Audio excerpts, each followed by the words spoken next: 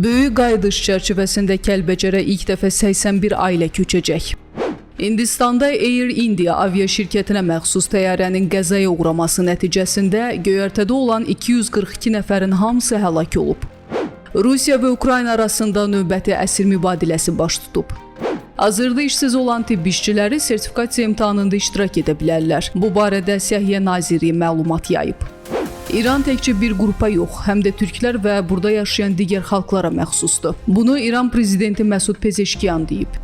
Gürcüstan parlamenti qrant haqqında qanuna düzəlişləri 3-cü oxunuşda qəbul edib. İranın cənubundakı Hormozgan vilayətində baş verən güclü yanğın nəticəsində 10 ticarət gəmisi yanaraq məhv olub.